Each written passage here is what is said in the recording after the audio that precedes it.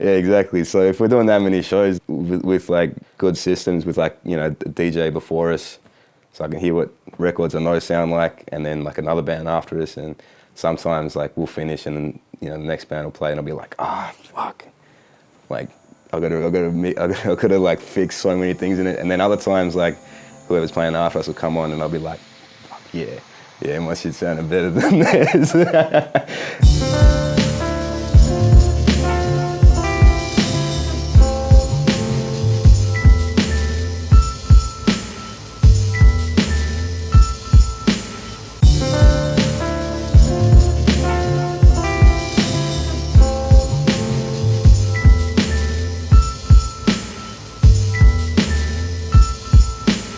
What's up, my name's Skomes, beat maker, producer, one half of So.Crates, vinyl collector, sneaker hoarder.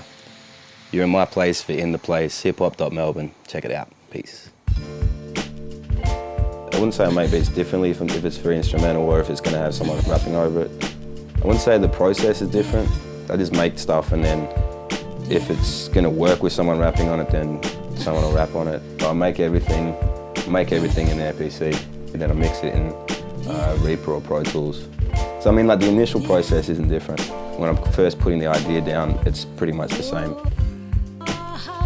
First thing I ever had released was a beat on Mantra's first album, like in 2010, and I didn't really do all that much after that. I was just like focusing on like trying to develop my technique and everything. But the first proper release I did was 2 years ago, which is the Mind Loops on a Heartbeat instrumental album, I guess, beat tape, whatever you want to call it. The So.Crates EP, we're just putting that out ourselves, just on cassette. The other thing I got out at the moment is, just came out last week, is the Skomes O.S.L.O EP. And I've just started working on another EP with, gonna have a bunch of singers, so like no raps at all. It's gonna be like singers. And that'll be out sometime later in the year too. We're gonna do it for the Alive cast right now. Shut. I feel alive. I feel alive.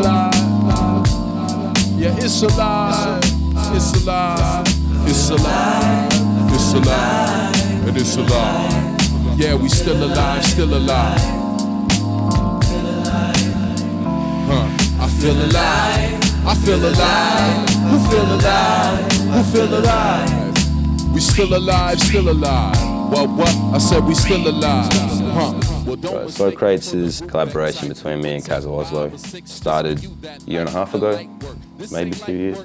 We met at 30 Dirk, and it was like the hangout spot for like DJs and producers and stuff. It was a Wednesday night, so most people don't have a gig on, so you just kind of catch up there. So that's where I met Cazeaux O.S.L.O. Once beginning.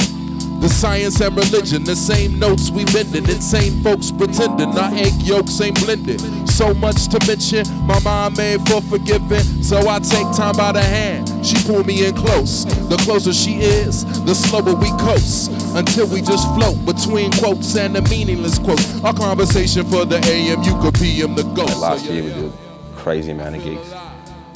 I think we probably did about 60 or 70 shows last year. When we perform, I use the 404 and I have beats cut out into sections on the 404. So we can kind of work together on that. So like Don will start freestyling and he'll lock into a groove of one section of the beat.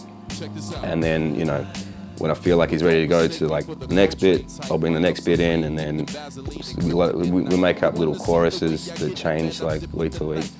I guess weird because then people will like say, people have come up and been like, oh, remember that song you did where the chorus went like, or whatever, and I have no idea what they're talking about because it's just been, you know, we just came up with it on the spot.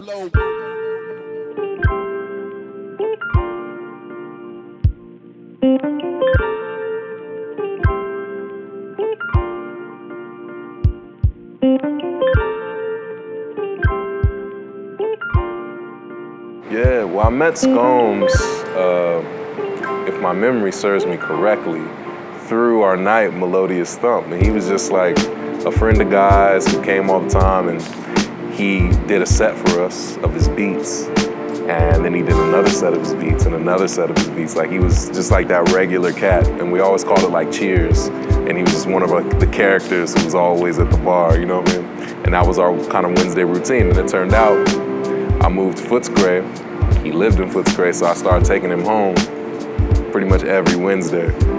And it was through that he started showing me CDs of Mind Loops and some of that vibe, and we just really started to connect on a musical tip and just have that personal time to, you know, have a 15, 20-minute conversation every night.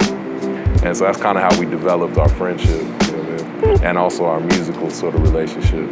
The thing I love the most about Skomes, and sort of what separates him from any other producer or person that I've met, it's just he's not afraid to slow things down, you know, and that was the first thing that struck me, you know, especially with Mind Loops. Like, it just, there's this meditative, like real deep sort of concentration that you need to get the most out of his music.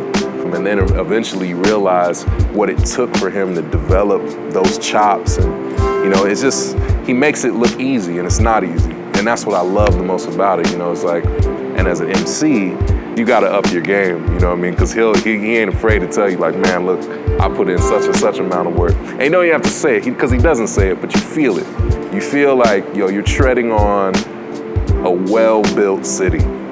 The least you could do is wear some nice shoes. You know what I'm saying? Like, that's kind of Skomes for me, man.